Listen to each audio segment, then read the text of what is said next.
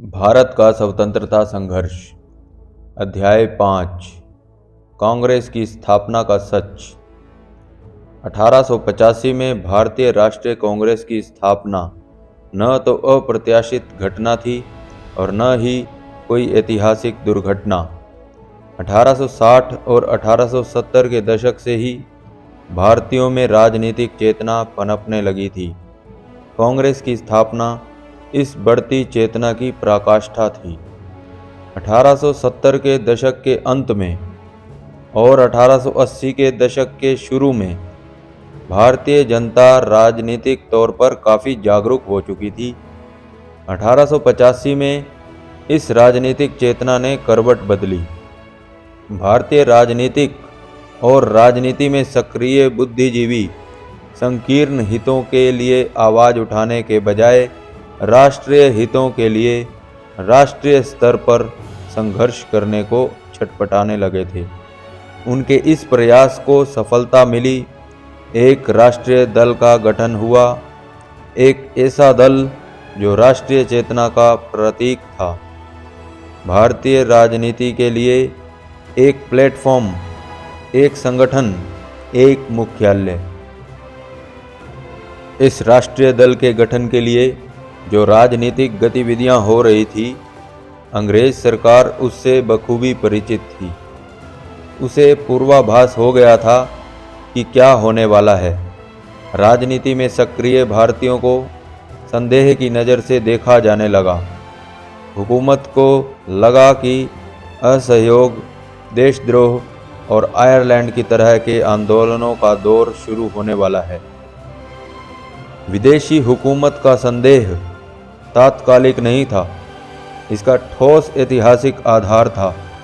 उस समय की राष्ट्रीय मांगें थी आयातित सूती वस्त्रों पर आयात शुल्क में कमी न करना, हथियार रखने का अधिकार देना, प्रेस की आज़ादी, सेना पर खर्च में कटौती, प्राकृतिक आपदाओं के शिकार लोगों की सहायतार्थ और अधिक राशि आवंटित करना, प्रशासनिक सेवा का भारतीयकरण, अर्धसैनिक बलों एवं स्वैच्छिक संगठनों में भारतीयों को भी शामिल होने का अधिकार, भारतीय न्यायाधीशों को यूरोपीय नागरिकों पर आपराधिक मुकदमे की सुनवाई का अधिकार, अंग्रेज मतदाताओं के बीच इस तरह का प्रचार कि वे उसी दल को वोट दें जो भारतीयों के हितों का ख्याल रखें।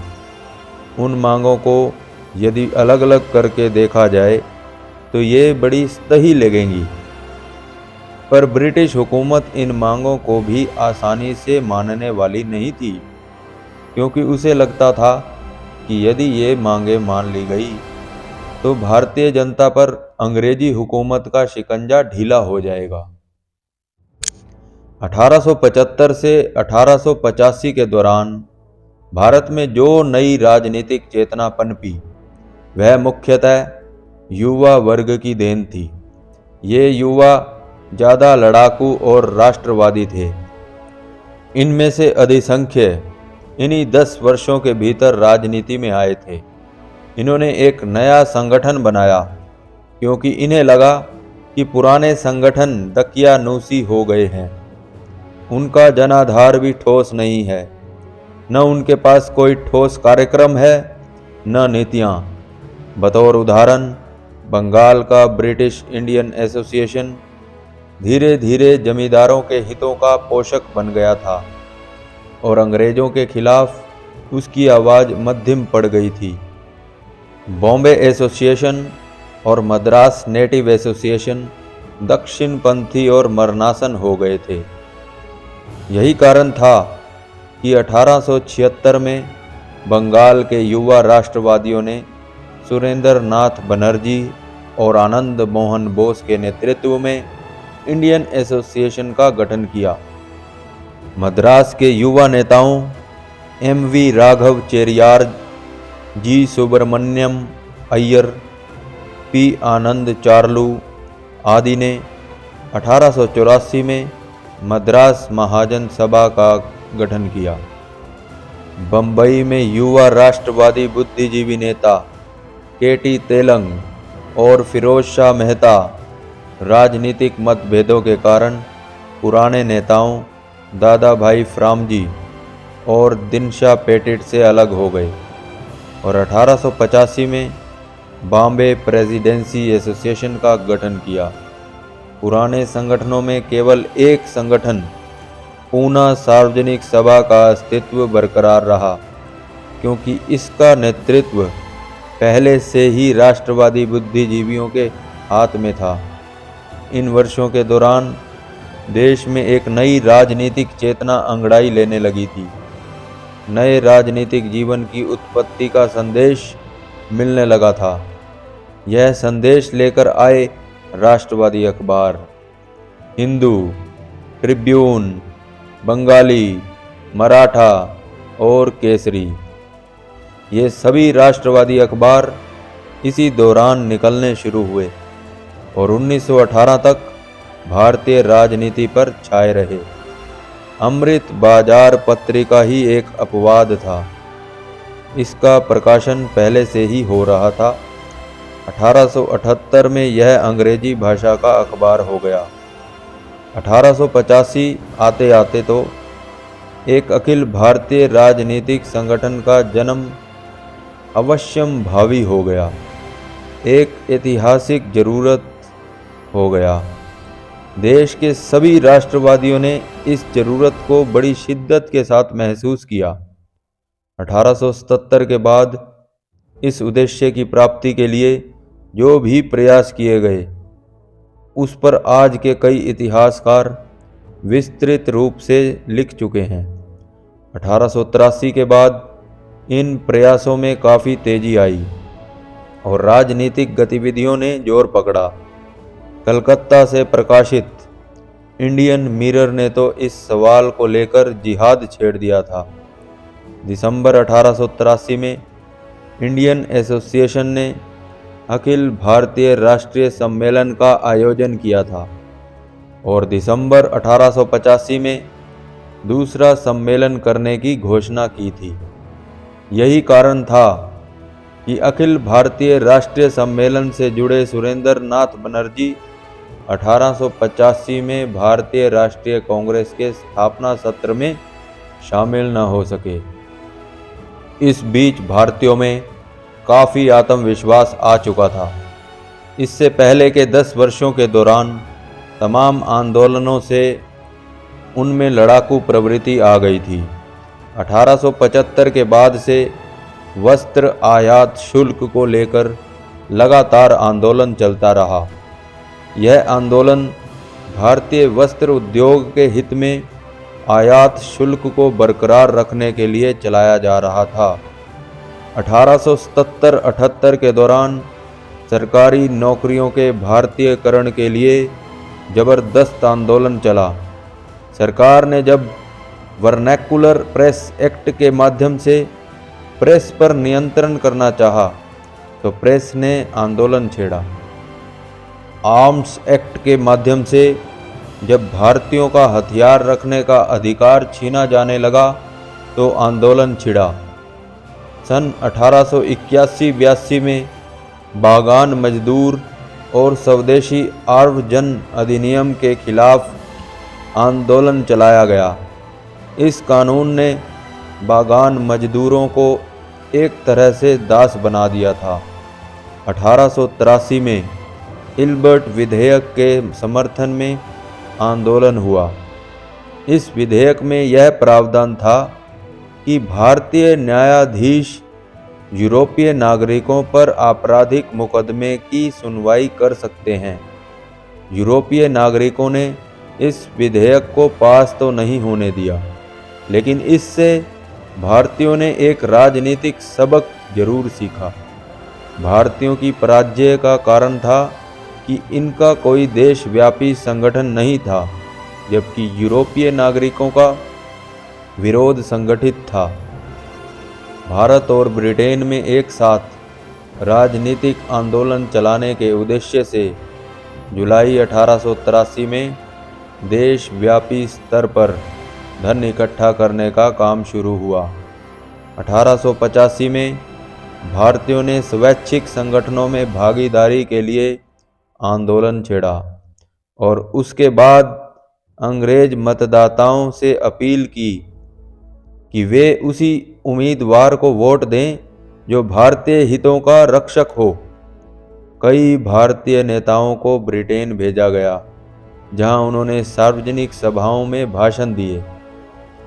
इस तरह स्पष्ट हो जाता है कि कांग्रेस की स्थापना 1885 से पहले कुछ वर्षों से देश में चल रहे राजनीतिक कार्यकलाप और गतिविधियों की स्वाभाविक परिणति थी। उस समय तक देश की राजनीतिक परिणति ऐसी बन गई थी कि यह जरूरी हो गया था कि कुछ बुनियादी काम और लक्ष्य तय किए जाएं और उनके लिए संघर्ष शुरू किया जाए। इन लक्ष्यों को हासिल करने के लिए यह जरूरी था कि देश के राजनीतिक कार्यकर्ता मंच पर आएं। अखिल भारतीय आधार पर गठित कोई एक संगठन ही ऐसा मंच प्रदान कर सकता था। ये सभी लक्ष्य एक दूसरे से जुड़े थे और एक दूसरे पर आधारित थे और इन्हें तभी हासिल किया जा सकता था जब राष्ट्रीय स्तर पर कोई कोशिश शुरू की जाती। 28 दिसंबर 1885 को बम्बई में हुए सम्मेलन में जिन लोगों ने हिस्सा लिया था, उनके लिए ये बुनियादी लक्ष्य ही सबसे ज़्यादा महत्वपूर्ण थे और वे यह आशा लेकर ही वहां गए थे कि इन लक्ष्यों को हासिल करने की प्रक्रिया की शुरुआत बम्बई से ही हो सकेगी। कांग्रेस की सफलता या विफलता और बाद के वर्षों में उसके चरित्र का निर्धारण बजाय इसके कि उसकी स्थापना किन लोगों ने की, इससे किया जाना चाहिए कि अपनी स्थापना के शुरुआती वर्षों में इन लक्ष्यों को हासिल करने में वह कहां तक सफल रही। फिर है राष्ट्र का निर्माण। उस समय भारत ने राष्ट्र बनने की प्रक्रिया के रास्ते पर कदम बढ़ाया ही था। भारतीय राष्ट्रीय आंदोलन के प्रणेताओं के सामने पहला लक्ष्य यही था कि भारतीयों को एक राष्ट्र के रूप में जोड़ने और भारतीय जनता के रूप में उनकी पहचान बनाने की यह प्रक्रिया आगे बढ़ाई जाए। उपनिवेशवादी प्रशासक और उनके अनुयायी तब अक्सर यह कहा करते थे कि भारत एक नहीं हो सकता या आज़ाद नहीं हो सकता, क्योंकि यह एक राष्ट्र नहीं है, बल्कि यह महज एक भौगोलिक शब्दावली है और सैकड़ों अलग अलग धर्मों व जातियों के लोगों का समूह है। भारतीयों ने इसका खंडन नहीं किया, बल्कि कहा कि वे एक राष्ट्र बनाने की दिशा में अग्रसर हैं।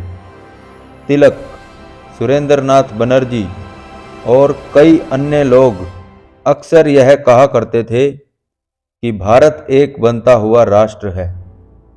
कांग्रेस के नेताओं को इसका एहसास था कि देश की आर्थिक, राजनीतिक, सामाजिक परिस्थितियां देश के लोगों को एक दूसरे के करीब ला रही हैं, लेकिन वे ये भी जानते थे कि लोगों को इस प्रक्रिया के बारे में जागरूक करना होगा और उनमें राजनीतिक चेतना पैदा करनी पड़ेगी, तभी राष्ट्र का लक्ष्य पाया जा सकेगा।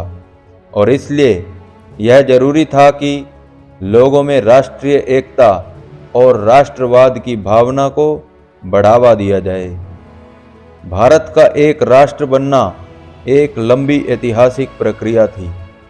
इसका अंदाजा इससे लगाया जा सकता है कि 1885 में कांग्रेस की स्थापना के 20 साल बाद 1905 में भी गोपाल कृष्ण गोखले ने इसी बात पर फिर जोर दिया कि जहां तक हो सके हमें ज़्यादा से ज़्यादा लोगों में राष्ट्रीय चेतना पैदा करनी चाहिए और इसे बढ़ाना चाहिए ताकि धर्म, जाति और वर्ग की विभिन्नताओं को परे रखकर वे एकजुट हो सकें। कांग्रेस के नेताओं को इस बात का भी एहसास था कि भारत में जिस तरह की भिन्नताएं हैं वैसी स्थिति दुनिया में कहीं नहीं है। इसलिए उन्हें एक अलग किस्म की कोशिश करनी होगी और बड़ी सावधानी के साथ राष्ट्रीय एकता को पोषित करना होगा। सभी क्षेत्रों में राष्ट्रीय भावना को पहुंचाने के उद्देश्य से यह तय किया गया कि कांग्रेस के अधिवेशन बारी बारी से देश के विभिन्न हिस्सों में आयोजित किए जाएं और अध्यक्ष उस क्षेत्र का न हो जहां अधिवेशन हो रहा हो। सभी धर्मों के लोगों के बीच पहुंचने और अल्पसंख्यकों के मन में छाए डर को दूर करने के लिए 1888 के अधिवेशन में यह तय किया गया कि अगर किसी प्रस्ताव पर हिंदू या मुस्लिम प्रतिनिधियों के बहुत बड़े हिस्से को आपत्ति हो तो वह प्रस्ताव पारित नहीं होगा। 1899 में अल्पसंख्यकों से संबंधित एक प्रस्ताव पारित किया गया। इस प्रस्ताव में कहा गया था कि जहाँ जहाँ पारसी, ईसाई, मुसलमान या हिंदू अल्पसंख्यक हों वहाँ काउंसिल में उनके निर्वाचित प्रतिनिधियों की संख्या आबादी में उनके अनुपात से कम नहीं होनी चाहिए।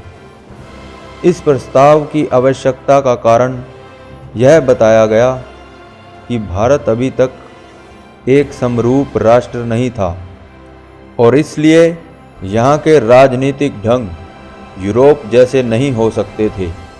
शुरुआती दौर के राष्ट्रीय नेता एक धर्मनिरपेक्ष राष्ट्र का निर्माण करने पर दृढ़ प्रतिज्ञ थे और कांग्रेस स्वयं पूर्णतः धर्मनिरपेक्ष संस्था थी।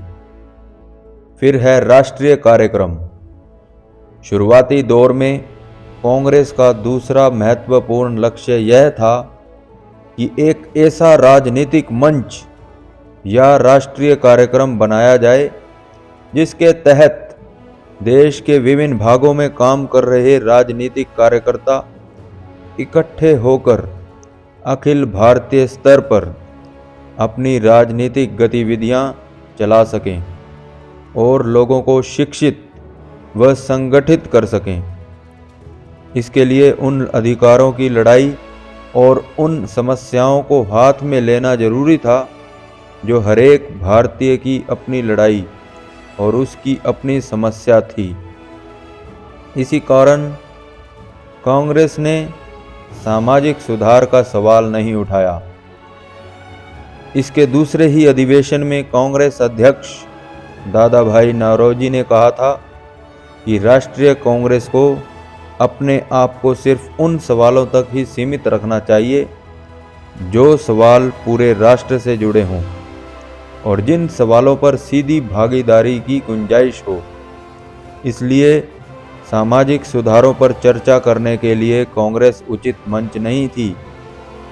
दादा भाई नौरोजी ने इसे स्पष्ट भी किया था कि हम यहाँ एक राजनीतिक संगठन के रूप में इकट्ठे हुए हैं ताकि हम अपनी राजनीतिक आकांक्षाओं से अपने शासकों को अवगत करा सकें। आधुनिक राजनीति यानी सामूहिक भागीदारी की राजनीति, आंदोलन, लामबंदी भारत के लिए नई चीज़ें थी। यह धारणा कि राजनीति कुछ लोगों की बपोती नहीं बल्कि सबके अधिकार क्षेत्र की चीज़ है, भारतीय जनता के दिमाग में अभी तक बनी नहीं थी। जब तक जनता को यह सब मालूम न पड़ जाए, आधुनिक राजनीतिक आंदोलन चलाना नामुमकिन है। और जब जनता में प्रारंभिक राजनीतिक चेतना आती है तो उसके बाद उसमें एक निश्चय दृढ़ राजनीतिक विचारधारा उत्पन्न की जा सकती है। कांग्रेसी नेताओं के सामने सबसे बड़ा और पहला काम था जनता को राजनीतिक रूप से शिक्षित करना, प्रशिक्षित करना, संगठित करना और जनमत तैयार करना। पूर्ववर्ती राष्ट्रवादियों के शुरू के प्रयास इन्हीं उद्देश्यों की प्राप्ति के लिए थे। राजनीतिक चेतना जगाने और जनमत तैयार करने का काम सबसे पहले शिक्षित तबके से शुरू किया गया, उसके बाद बाकी तबकों में। इसका तात्कालिक उद्देश्य जनता को लगातार राजनीतिक गतिविधियों में शरीक करना था। वे जनता की तात्कालिक कठिनाइयों को दूर करने के लिए किसी संघर्ष में फंसना नहीं चाहते थे। अपने समय की सबसे सशक्त सत्ता के खिलाफ एक संगठित राजनीतिक विरोध को जन्म देने के लिए अपने अंदर आत्मविश्वास और दृढ़ता पैदा करनी थी। फिर है तलाश नेतृत्व की। राष्ट्रीय आंदोलन चलाने के लिए पहली जरूरत थी एक सशक्त राष्ट्रीय राजनीतिक नेतृत्व की। इटली के सुप्रसिद्ध मार्क्सवादी चिंतक अंतोनियो ग्राम्शी ने इसे आंदोलन के मुख्यालय की संज्ञा दी है। लेकिन किसी भी देश में कोई राजनीतिक आंदोलन तभी सफल हो सकता है जब वहाँ की जनता संगठित हो, पूरा देश एक हो। राष्ट्रवादी आंदोलन का प्रथम चरण तब शुरू होता है जब राष्ट्रीय भावनाओं और राष्ट्रीय अस्मिता के कारण जनता को संगठित करने का काम शुरू करते हैं। लेकिन इसके लिए जरूरी है कि पहले राष्ट्रीय भावनाओं के वाहक भावी नेता खुद एक मंच पर आएं, एकताबद्ध हों, एक दूसरे को अच्छी तरह समझें, सर्वमान्य दृष्टिकोण अपनाएं और एक निश्चित लक्ष्य के लिए निश्चित कार्यक्रम तय करें। 1885 में कांग्रेस सम्मेलन से पहले मार्च महीने में सम्मेलन में भाग लेने वाले राजनीतिक कार्यकर्ताओं की सूचना के लिए जो पर्चा जारी किया गया, उसमें लिखा था, कांग्रेस की स्थापना का लक्ष्य यह है कि राष्ट्रीय उत्थान में लगे तमाम उत्साही कार्यकर्ता एक दूसरे को अच्छी तरह जान लें। कांग्रेस के प्रथम अध्यक्ष WC बनर्जी ने यही बात फिर दोहराई। उन्होंने कहा कि कांग्रेस का उद्देश्य भाईचारे के माध्यम से भारतीय जनता के बीच सभी तरह के जाति, वर्ण व क्षेत्रीय पूर्वाग्रहों को समाप्त करना और देश के लिए काम करने वालों के बीच भाईचारे और दोस्ती को और मजबूत बनाना है। दूसरे शब्दों में कांग्रेस के संस्थापक समझ गए थे कि राष्ट्रीय आंदोलन शुरू करने के लिए राष्ट्रीय नेतृत्व को जन्म देने की जरूरत है। राष्ट्रीय नेतृत्व और आंदोलन की सामाजिक विचारधारा का सवाल उस समय गौण था। शुरू में राष्ट्रीय नेताओं का मुख्य उद्देश्य राजनीतिक लोकतंत्र का अंतर्राष्ट्रीयकरण व स्वदेशीकरण था। यह जनता की प्रभुसत्ता यानी सॉवरेनिटी ऑफ द पीपल पर आधारित था। दादा भाई नौरोजी ने इसी सिद्धांत को इन शब्दों में कहा था, राजा जनता के लिए बने हैं, जनता राजा के लिए नहीं। कांग्रेस का गठन संसद की तरह हुआ था। वास्तव में कांग्रेस शब्द अमेरिका के इतिहास से लिया गया शब्द है, जिसका अर्थ है लोगों का समूह। कांग्रेस सत्र की कार्यवाही बड़े ही लोकतांत्रिक ढंग से चली।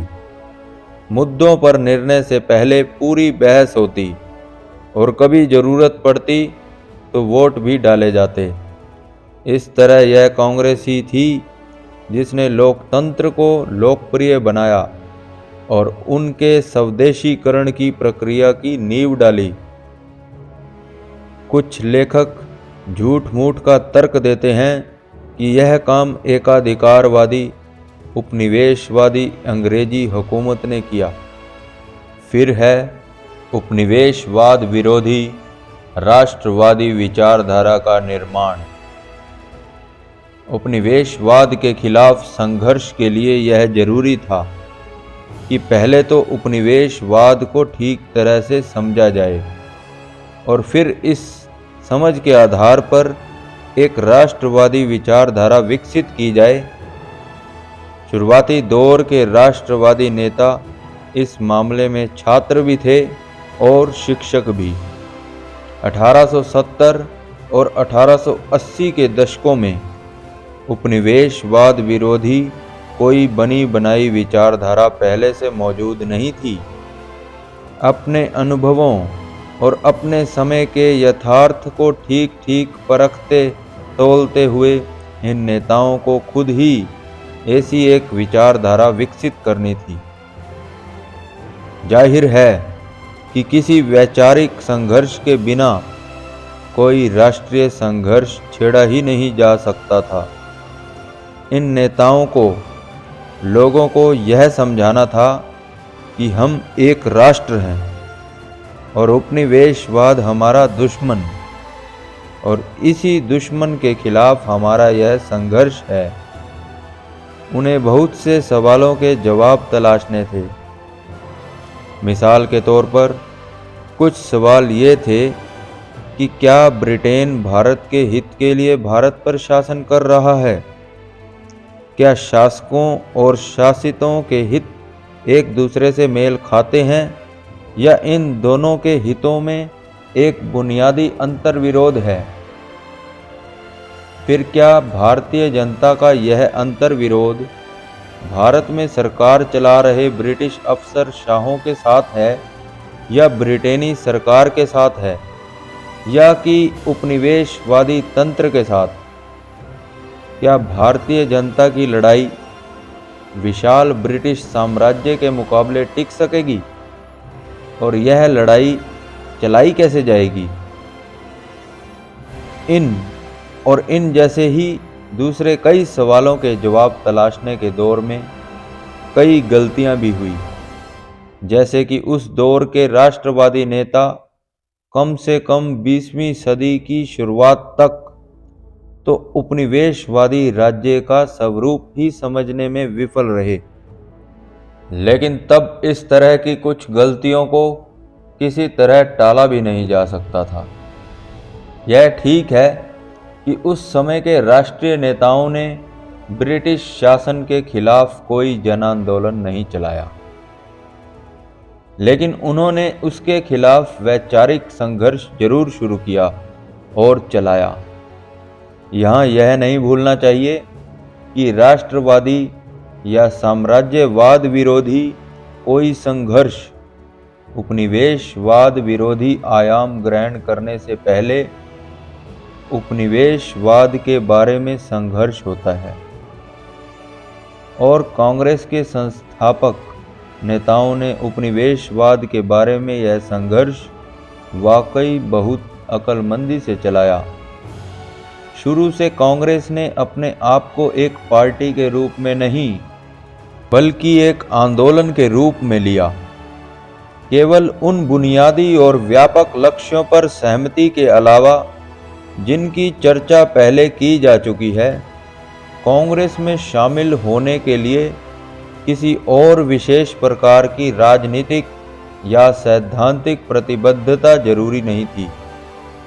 एक आंदोलन के रूप में इसने लोकतंत्र और धर्मनिरपेक्ष राष्ट्रवाद के प्रति प्रतिबद्ध अपने समय की सभी राजनीतिक प्रवृत्तियों, विचारधाराओं और सामाजिक वर्गों व समूहों के साथ अपने को जोड़ कर रखा। सारांश यह है कि उस दौर के राष्ट्रवादी नेताओं के बुनियादी लक्ष्य ये थे कि सबसे पहले एक धर्मनिरपेक्ष और लोकतांत्रिक राष्ट्रीय आंदोलन की नींव रखी जाए, जनता में राजनीतिक चेतना पैदा की जाए और उसे राजनीतिक रूप से शिक्षित किया जाए, आंदोलन का एक मुख्यालय बनाया जाए और उपनिवेशवाद के खिलाफ एक राष्ट्रवादी विचारधारा का विकास किया जाए और प्रचार प्रसार किया जाए। कांग्रेस जब अपनी भूमिका में एक बड़े बदलाव के दौर में थी, तो इसके दो बड़े नेताओं ने इसके तब तक के काम का जो मूल्यांकन किया था, उससे शायद ज़्यादातर इतिहासकार असहमत न होंगे। 1885 से 1905 तक कि 20 सालों में कांग्रेस ने आंदोलन की जमीन तैयार करने का काम हाथ में लिया था। कांग्रेस की इस भूमिका के संबंध में दादा भाई नौरोजी ने दिनशा वाचा को जनवरी 1905 में लिखा था। नई पीढ़ी में जो असंतोष और बेचैनी खुद इसने यानी कांग्रेस ने अपने खिलाफ पैदा की है कि यह धीमा और गैर प्रगतिशील संगठन है, वह इसकी अब तक की सबसे अच्छी उपलब्धियों में से है। यह इसका अपना विकास और प्रगति है। हमारे सामने काम यह है कि क्रांति की शुरुआत हो, चाहे वह शांतिपूर्ण हो या हिंसक।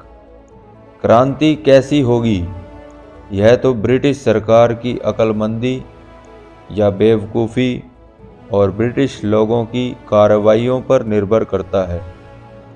इसी तरह इन 20 सालों में कांग्रेस के कार्यों का मूल्यांकन करते हुए गोपाल कृष्ण गोखले ने 1907 में लिखा था, हमें नहीं भूलना चाहिए कि हम देश की प्रगति के ऐसे चरण में हैं जहां हमारी उपलब्धियां छोटी ही होनी हैं और हमारी निराशाएं बड़ी हुई। जहां तक इस संघर्ष को पहुंचाने की जिम्मेदारी हमें सौंपी गई थी, वहां तक हम पहुंच गए हैं और इसी के साथ अब हमारी जिम्मेदारी खत्म होती है। इसमें कोई शक नहीं कि अब भारत की नई पीढ़ी को यह जिम्मेदारी दी जानी है कि वह अपनी सफलताओं के द्वारा देश की सेवा करे। हमें यानी वर्तमान के लोगों को इसी बात का संतोष होना चाहिए कि हमने मुख्यतः अपनी असफलताओं के द्वारा ही देश की सेवा तो की।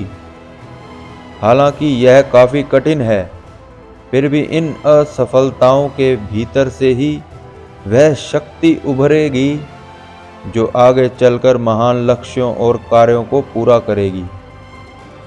फिर है ह्यूम की भूमिका। अब एक बार हम ह्यूम की तरफ वापस लौटते हैं। आखिर क्या थी ह्यूम की भूमिका? अगर कांग्रेस की स्थापना करने वाले लोगों में इतनी ही क्षमता, योग्यता और देशभक्ति थी तो उन्हें क्या जरूरत थी कि वे ह्यूम को कांग्रेस का मुख्य संगठनकर्ता बनाते? इस सवाल का सही जवाब तो उस समय की परिस्थितियों में ही छिपा है। भारतीय उपमहाद्वीप के विस्तृत आकार की तुलना में 1880 के दशक की शुरुआत में राजनीतिक सोच रखने वाले लोग बहुत कम थे और ब्रिटिश शासकों के खुले विरोध की परंपरा की जड़ें भी तब कतई जम नहीं पाई थी। दादा भाई नौरोजी, न्यायमूर्ति रानाडे, फिरोज शाह मेहता, जी सुब्रमण्यम अय्यर और एक साल बाद आए सुरेंद्र नाथ बनर्जी जैसे उत्साही और प्रतिबद्ध नेताओं ने इसलिए ह्यूम से सहयोग लिया कि वे बिल्कुल शुरू में ही सरकार से दुश्मनी नहीं मोल लेना चाहते थे।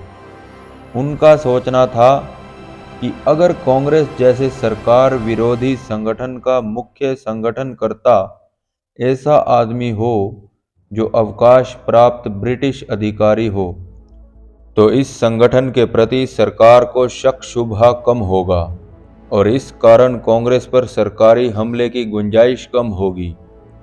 दूसरे शब्दों में, अगर ह्यूम और दूसरे अंग्रेज उदारवादियों ने कांग्रेस का इस्तेमाल सुरक्षा वाल्व के तौर पर करना भी चाहा हो, तो कांग्रेस के नेताओं ने उनका साथ इस आशा से पकड़ा था कि ये लोग कांग्रेस के लिए तड़ित चालक जैसा काम करेंगे और आंदोलन पर गिरने वाली सरकारी दमन की बिजली से उसे बचा सकेंगे। और जैसा कि बाद में हालात गवाह हैं, इस मामले में कांग्रेस के नेताओं का अंदाजा और उम्मीदें ही सही निकली।